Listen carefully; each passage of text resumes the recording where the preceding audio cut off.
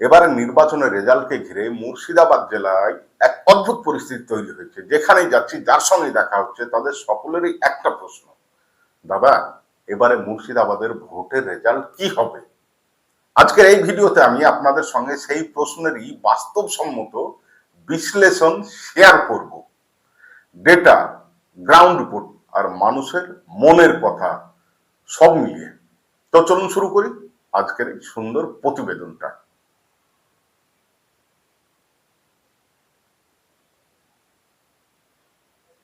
প্রথমেই আমরা জেনে নেব গত বিধানসভা নির্বাচনে কি রেজাল্ট ছিল। গত বিধানসভা নির্বাচনে মুর্শিদাবাদের 22টা সিটের মধ্যে তৃণমূল কংগ্রেস জিতেছিল 20টা সিট এবং বিজেপি জিতেছিল 2টো সিট। তাই বলা যেতেই পারে গত বিধানসভা নির্বাচনে তৃণমূলকে মুর্শিদাবাদের মানুষ প্রাণ উজাড় করে ভোট দিয়েছিল, কিন্তু এবারে আর সেই ভুল করবে না বলেই মনে হচ্ছে।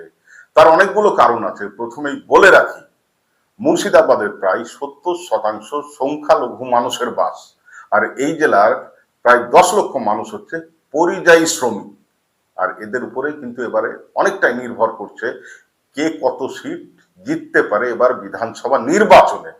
পরিযায়ী শ্রমিকদের বিষয়ে আমি পরে আসছি, তার আগে আমরা দেখে নিই তৃণমূলকে কেন মুর্শিদাবাদের মানুষ গত বছর বিধানসভার মতো প্রাণ উজাড় করে এই বছর বিধানসভার ভোট দেয়নি, সেটা নিয়ে একটু বিশ্লেষণ করে নিই।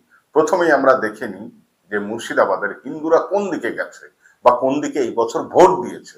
এটা বলার আর কোনো অবকাশ নাই যে মুর্শিদাবাদের বেশিরভাগ হিন্দুরাই এবারে বিজেপিকে ভোট দিয়েছে। বেশিরভাগ বলতে ধরে নিন মোটামুটি 90% তারা বিজেপিকে ভোট দিয়েছে। তার কারণ আছে, গত বছরের শামশেরগঞ্জের ঘটনা, হুমায়ুনের বাবরি মসজিদ, তাছাড়াও তৃণমূলের কিছু মুসলিম অশিক্ষিত মস্তান গোছের নেতাদেরকে যেভাবে গুরুত্ব দেয় সেটাকে আরএসএস এবং বিজেপির আইটি সেল মিথ্যা খবর প্রচার করে মাঝবয়সী যুবক মহিলাদের একত্রিত করতে সাহায্য করেছে। তাই যেখানেই সংখ্যায় একটু বেশি হিন্দু আছে, যেমন বেলডাঙ্গা, নবগ্রাম, সুতি, কান্দি, বহরমপুরের মতো জায়গায় একচেটিয়া বিজেপিকে ভোট দিয়েছে। এবারে দেখে নি মুসলিমরা কি করেছে। এবারে মুসলিমরা আর আগের মতো বোকামো করেনি, কেন কি তারা এখন বুঝে গেছে যে তাদেরকে নিয়ে তৃণমূল শুধু ভোট ব্যাংক হিসাবেই ব্যবহার করেছে এতদিন।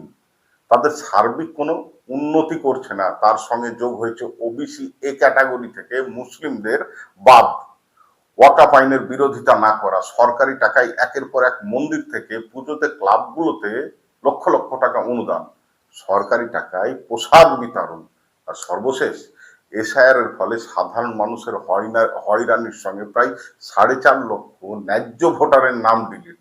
তাই যেখানেই দেখেছে তৃণমূলের বিরুদ্ধে যারা লড়াই করতে পারবে তাদেরই মুসলিমরা ভোট দিয়েছে। এবারে আসি পরিযায়ী শ্রমিকদের নিয়ে।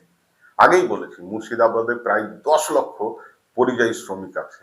তাদের পরিবারে যদি স্বামী স্ত্রী সহ বাবা মাকে নিয়ে আমরা হিসেব করি তাহলে দেখতে পাবো তারা প্রায় 40 লক্ষ ভোটার।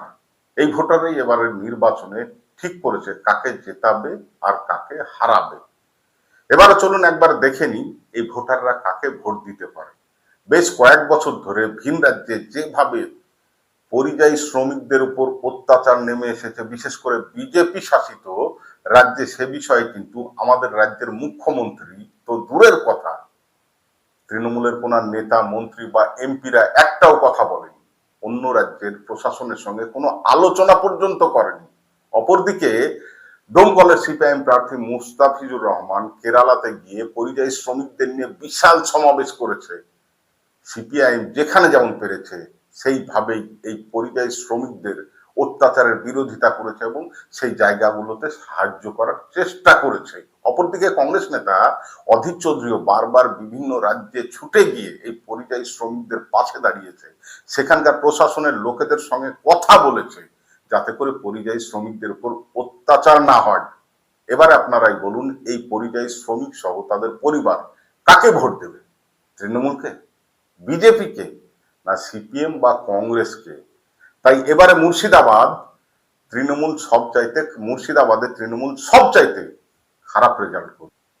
এবারে চলুন দেখে নিই মুর্শিদাবাদে কে কত সিট পেতে পারে। প্রথমেই দেখে নেব হুমায়ুন কবিরের নতুন দল কটা পেতে পারে। হুমায়ুন কবির নিজে 2টো আসনে দাঁড়িয়েছিল আর সেই দুটোই কিন্তু জিতবে, এলাকার ভোটাররা কিন্তু তাই বলছে। সিপিএম এর সহযোগী দল এসডিপিআই একটা আসন পেয়ে এ রাজ্যে খাতা খুলবে। জেলায় তো একটা আসন পাবে, গোটা রাজ্যেও কিন্তু একটাই আসন পাবে এসডিপিআই। কংগ্রেস 2 থেকে 3টে, বিজেপি 4টে থেকে 8টা সিট পেতে পারে। এইটা শুনেই কি আপনারা চমকে গেলেন? চমকানোর কিচ্ছু নেই, 4 তারিখে সেটা বুঝতে পারবেন। কেন কি, প্রথমেই আমি বলেছি মুর্শিদাবাদের মুসলিম ভোট প্রায় 4 ভাগে ভাগ হয়ে গেছে, আর হিন্দু ভোট একচেটিয়া বিজেপি পেয়েছে। তাই এই রকম রেজাল্ট হতেই পারে বিজেপির। এবারে দেখে নিই সিপিএম কটা সিট পেতে পারে। এবারে বিধানসভা নির্বাচনে সিপিএম কিন্তু আর শূন্য থাকবে না, তারা শুধু খাতাই খুলবে না, তারা 3 থেকে 8টা সিট পেতে পারে মুর্শিদাবাদে। আর তৃণমূল 3টে থেকে 9টা, এর বেশি কোনোভাবেই পারবে না। আর হ্যাঁ, এই রিপোর্ট কিন্তু আমি ঘরে বসে বানাইনি। বিগত 1 মাস ধরে আমাদের মুর্শিদাবাদ জেলার বিভিন্ন বিধানসভা এলাকায় একাধিকবার ঘুরেছে এবং সমস্ত ধরনের মানুষের সঙ্গে কথা বলেই এই সিদ্ধান্ত নিয়েছি। তাই এই রিপোর্টটা আপনাদের কেমন লাগলো অবশ্যই কমেন্ট করে জানাবেন, এবং আপনার এলাকায় কে জিততে পারে সেটাও কিন্তু জানাতে ভুলবেন না। ধন্যবাদ।